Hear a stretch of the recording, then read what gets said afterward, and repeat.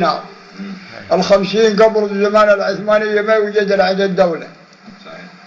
50 دينار مطلوب وراح على وهو كصيم، انقسم مع المولى، صارت كونه وانقسم، تحاربوا الموالي والحديديين قوم بالشرخ، وذبح المولى وصوب هذا الجبوري اسمه دليل يوسف وطلب 50 دينار، ودينه واحد ديري من أهل الدير، وقالوا قال له هريد الفلوس يا، قال والله ما عندي، قال والله ما تطلع من هالقهوة ولا ترمي الفلوس، قال ما عندي، قال هذا هو ما تطلع إلا أكو نقطة أخرى، قال وش لي؟ قال تقدمني كفيل ولا تجيب الفلوس، أو كفيل أو فلوس ما تمشي منه.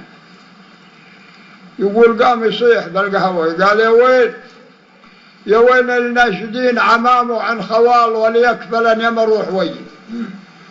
وقف أكل ولد، قال له وين تروح علما وين؟ قال أريد على بن مهيد مصوت بالعشاء. قال له بلا أنا كفلتك يا ابو فلوس، ترى فلوسك عندي انا كافله لما يروح يجي.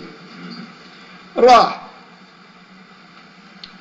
جاء عند بن مهيد، عرج يمشي مشي على الرجلين وما هو ماله ركوبه، ويوم جاء وقعد وجابوا العشاء، الصياني ركدوه هناك، قالوا قوم يا شايب تعش، قال لا والله ما قوم.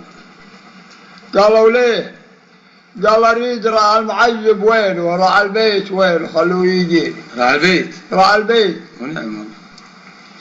قالوا راعي البيت ما يجي تعش، قال لا. راحوا عليه قالوا شايب بهذا عيل يتعشى، الحق مجحم عليه. جاء وقال قم يا شايب تعش، قال ما قوم الا يجي مجحم، وما عرف مجحم هل يقولوا قوم؟ قال أنا مجحم، قم تعش. قال أنت؟ قال أنا. قال أنت مجحم؟ قال إيه. قال ما قوم للعشاء لا تقبل لعندي.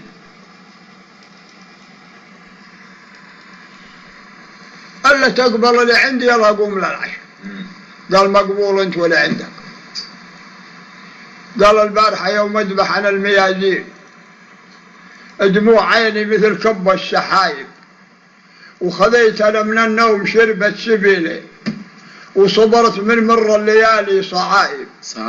يا عين ما يكفيك من العام تبكي، مالك مع العربان يا العين غايب، اليوم 5 سنين وانت تهملي، تعاقبا عليك كل المصايب، وعبرت أنا عليك ديري وشطي، وحفيا قدوم ويوم حر اللهايب، ونصيت مجحم يا ربيع البجيعين، يلي يمينك مثل دفق السحايب، ابن مهيد الشيخ ريف المساكين، ولا عمر عنايك مرد خايب، أنا ضعيف والرفاقة بعيدين، و50 دينار علي طلايب.